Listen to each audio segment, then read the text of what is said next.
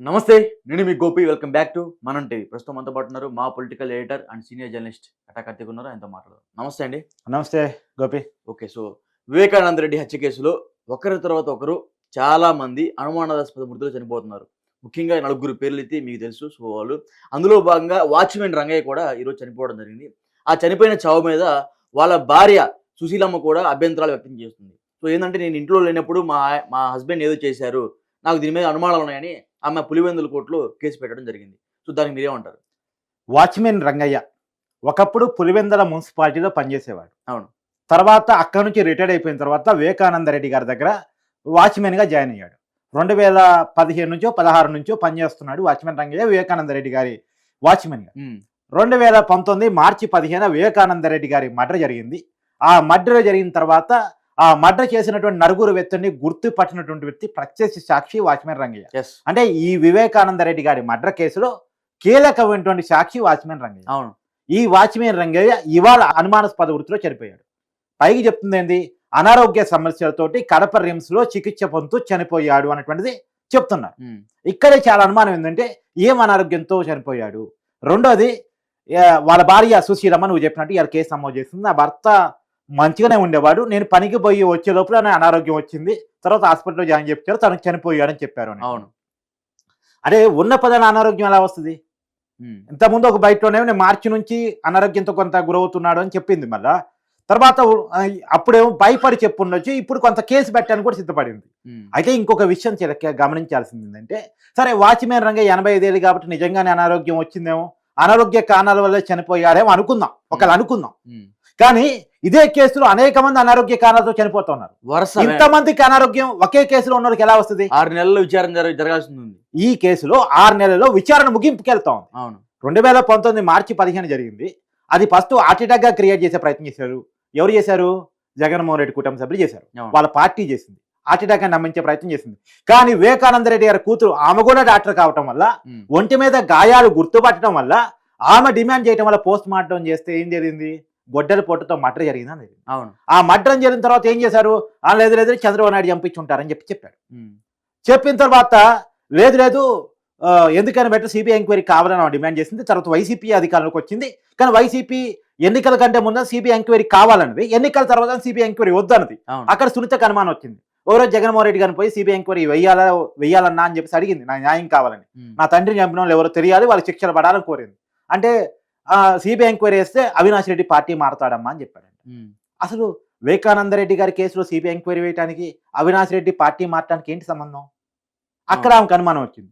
ఆమె కోర్టులో పిటిషన్ వేసుకొని సిబిఐ ఎంక్వైరీ వేయించుకోగలిగింది, న్యాయ పోరాటం చేసి. ఇవాళ సిబిఐ ఎంక్వైరీ వేస్తే తెలిసింది ఏంటంటే అవినాష్ రెడ్డి చేపించాడు అనేటువంటిది సిబిఐ చేస్తున్న ఆరోపణ, మేము చేస్తున్న ఆరోపణ. ఈ కేసులో వాచ్‌మెన్ రంగయ్య ఎవరినైతే గుర్తుపట్టారు, ఎవరిని గుర్తుపెట్టాడు? ఉమాశంకరు, దస్తగిరి, ఎర్రగంగిరెడ్డి, సునీల్, ఈ నలుగురు ఆ రోజు మర్డర్ జరిగినప్పుడు అక్కడే ఉన్నారు అని గుర్తుపట్టాడు, సాక్ష్యం చెప్పాడు. ఆ సాక్ష్యం చెప్పినటువంటి రంగయ్య ఇవాళ అనారోగ్యం చనిపోయాడు. ఈ వాచ్‌మెన్ రంగయ్య వదిలే, ఇంతకంటే ముందు అభిషేక్ రెడ్డి చనిపోయాడు. అభిషేక్ రెడ్డి ఎవరు? వైఎస్ వివేకానంద రెడ్డి గారు చనిపోయినప్పుడు ఆ చనిపోయిన బాడీకి కుట్టు వేసిన వ్యక్తి. ఆ డాక్టర్, అతను డాక్టర్, యంగు అండ్ డాక్టరు, వాళ్ళ కుటుంబంలో చాలా కీలక వ్యక్తి, వైసీపీ పార్టీలో కూడా కీలక వ్యక్తి. కానీ అతన్ని ఎంక్వైరీలో విచారిస్తే నేను కుట్లు వేసిన మాట వాస్తవం ఒప్పుకున్నాడు. అంటే ఏదో కుట్ర చేయడానికి ప్లాన్ చేశారు అనేటువంటిది అర్థమైపోయింది.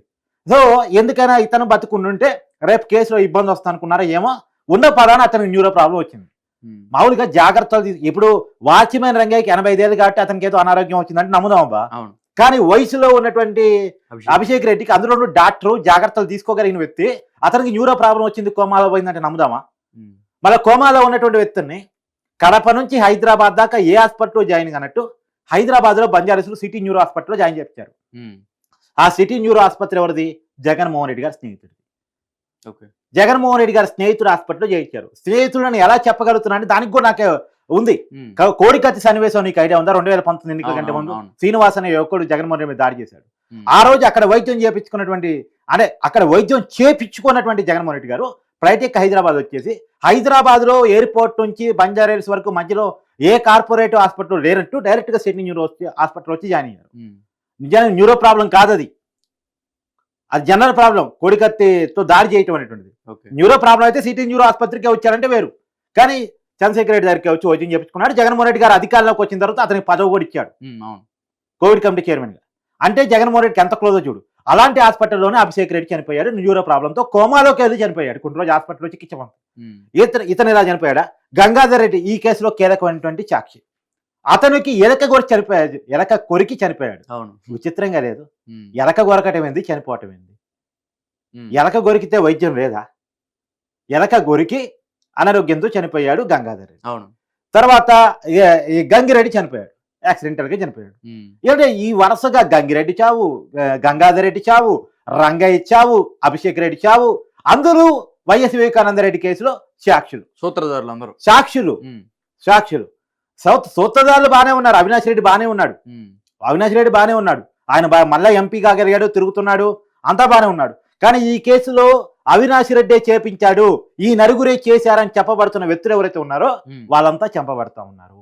ఇంకోటి దస్తగిరి కూడా చాలా క్లియర్గా చెప్పాడు, నాకు ప్రాణహాని ఉంది, నన్ను జైల్లోకి వచ్చి మరీ బెదిరించారు. ఎవరు బెదిరించారు? చైతన్య రెడ్డి, ఎవరైతే ఈ వీళ్ళ కుటుంబ సభ్యులు ఉన్నారో వాళ్ళంతా కూడా కలిసి వచ్చి జైలుకి వచ్చి బెదిరించారు అని చెప్పేసి దస్తగిరి స్టేట్మెంట్ ఇచ్చారు. నేను చెప్తున్న మాట కాదు, దస్తగిరి చెప్తున్న మాట, మీడియాకి క్లియర్గా దస్తగిరి చెప్పిన మాట. అంటే చాలా క్లియర్గా ఈ కేసులో అనేకం జరుగుతూ ఉన్నాయి. ఈ కేసులో ఉన్నటువంటి ఒక్కొక్క సాక్షిని చచ్చిపోతున్నారా, చంపేస్తున్నారా, క్లియర్గా అర్థం కావట్లేదా? ఇంకేదో చంపేస్తున్నారో ఇంకేదో అనుమానం ఉందనేటువంటిది. సుశీలమ్మకి వచ్చిన అనుమానం అందరికీ వస్తుంది కదా. తర్వాత సరే, ఇప్పుడు అనారోగ్యాలతో రంగయ్య చనిపోయాడు, నెక్స్ట్ ఎవరు అనారోగ్యం రాబోతుంది? ఎవరికి అనారోగ్యం వచ్చే అవకాశం ఉంది? ఈ కేసులో పోరాటం చేస్తున్న సునీత గారికి వస్తుందా? ఈ కేసులో అప్రూవల్ గా మారిన దస్తగిరికి అనారోగ్యం రాబోతుందా? ఎవరికి అనారోగ్యం రాబోతుంది? ఎవరు హాస్పిటల్లో కోమాలో పోయి చనిపోబోతున్నారు? ఇది భయంగా ఉంది. ఈ మాట అంటానికే భయంగా ఉంది. కడప రిమ్స్ లో వైద్యం పొందుతూ రంగయ్య చనిపోయిన తర్వాత ఒక అనుమానం ఏంటంటే నెక్స్ట్ ఎవరికి అనారోగ్యం రాబోతా ఉంది? ఉన్న పలానా అనారోగ్యం వస్తుంది, పొద్దున్న బాగుంటారు, ఈవినింగ్ కల్లా అనారోగ్యం వచ్చేసి ఆసుపత్రిలో జాయిన్ అవుతారు, కోమాలోకి వెళ్ళిపోతారు. కోమాలోకి వెళ్ళిపోయిన కొన్నాళ్ళతో చనిపోతారు. పిల్లి గలిసిందో ఎరగలిసిందో అందుకే అనారోగ్యం వచ్చింది, ఇన్ఫెక్షన్ వచ్చి చనిపోయాడు, లేదా కోమాలోకి వెళ్ళి చనిపోయాడు అని చెప్తారు, లేదా న్యూరో ప్రాబ్లం చనిపోయాడు అని చెప్తారు. అంటే ఇవంతా కూడా వివేకానంద రెడ్డి కేసుని ఇన్ఫ్లుయెన్స్ చేసే ప్రయత్నం జరుగుతూ ఉంది. అవినాష్ రెడ్డిని రక్షించే ప్రయత్నం జరుగుతూ ఉందా, అవినాష్ రెడ్డిని కాపాడే ప్రయత్నం జరుగుతూ ఉందా అనేటువంటి అనుమానాలు కలుగుతూ ఉన్నాయి. దీనికి కారణం సిబిఐ ఎంక్వైరీలో ఉన్నటువంటి ఆలస్యం కూడా. ఈ సిబిఐ ఎంక్వైరీ కొన్ని సంవత్సరాలుగా నడుస్తూనే ఉంది. ఎందుకు నడుస్తూనే ఉంది అనేటువంటి తెలియదు. అవినాష్ రెడ్డిని అరెస్ట్ చేయడానికి ఎప్పుడో 2022లోనే సిబిఐ సిద్ధమైంది. ఆ రోజుల్లో కర్నూలులో అవినాష్ రెడ్డి ఉంటే అరెస్ట్ చేయడానికి వస్తే వైసీపీ కార్యకర్తలు అడ్డుకుంటూ వెనక్కి వెళ్ళిపోయింది. నిజంగా సిబిఐ చరిత్రలో అది చీకటి రోజు. వైసీపీ కార్యకర్తలు అడ్డుకుంటే సిబిఐలో వెనక్కి జరగడం ఏంటి అన్నది నాకు ఇప్పటికీ అర్థం కాల. సిబిఐ వాళ్ళు ఎవరైనా పార్టీ కార్యకర్తలు అడ్డుకుంటే అరెస్ట్ని ఆపుతారా? మరి ఆ రోజంటే ఆపారు. ఆ ప్రభుత్వం కూడా మారిపోయింది, ఇప్పుడెందుకు సిబిఐ అరెస్ట్ చేయట్లేదు? అరెస్ట్ గురించి కోర్టులో ఎందుకు పిటిషన్ దాఖలు చేయట్లేదు? అతను బెయిల్ క్యాన్సిల్ చేయాలని ఎందుకు అడగట్లేదు? అవినాష్ రెడ్డి వాళ్ళ ఫాదర్ని అరెస్ట్ చేయగలిగారు. ఒకప్పుడు సాక్షాత్తు పార్టీ పెట్టిన జగన్మోహన్ రెడ్డి గారిని అరెస్ట్ చేయగలిగారు సిబిఐ వాళ్ళు అక్రమాస్తుల కేసులో. అంటే జగన్మోహన్ రెడ్డి కంటే తోప అవినాష్ రెడ్డి? జగన్మోహన్ రెడ్డిని సిబిఐ అరెస్ట్ చేయగలిగింది గతంలో, కానీ అవినాష్ రెడ్డిని అరెస్ట్ చేయలేకపోతుంది ఎందుకు? అంటే ఏదో మతలబ్ జరుగుతుంది. ఇప్పుడు ఇవన్నీ ఈ మండలాన్ని సిబిఐ తెలియకుండానే జరుగుతున్నాయా? నాకు ఇంకో అనుమానం కూడా కలుగుతుంది. మరి సిబిఐకి వీళ్ళందరికీ అంటే సాక్షిలో ఉన్న వాళ్ళకి రక్షణ ఇచ్చే ఇది లేదా, బాధ్యత లేదా సిబిఐకి? ఇదంతా కూడా ఒకదానికోటి ఇంటర్లింకుడు, ఇవన్నీ ఆలోచించాల్సిన పరిస్థితి ఉంది. కానీ ఏది ఏమైనా కూటమి ప్రభుత్వం ఈ విషయంలో కలగజేసుకోవాలి. ఈ కేసులో ప్రధాన అనుమానితులుగా ఉన్నటువంటి, సాక్షులుగా ఉన్నటువంటి, ఈ కేసులో నిందితులుగా ఉన్నటువంటి, అప్రూవ్లుగా ఉన్నటువంటి, ఈ కేసు మీద న్యాయ పోరాటం చేస్తున్నటువంటి వాళ్ళందరికీ కూడా రక్షణ కల్పించాల్సిన అవసరం ఉంది. ఉన్న పలాన అనారోగ్యాలు వస్తాయి, ఉన్న పలాన ఎలకలు కలుస్తాయి, ఉన్న పలాన పిల్లులు కరుస్తాయి, ఉన్న పలాన కోమా వస్తుంది, ఉన్న పలాన చనిపోతారు.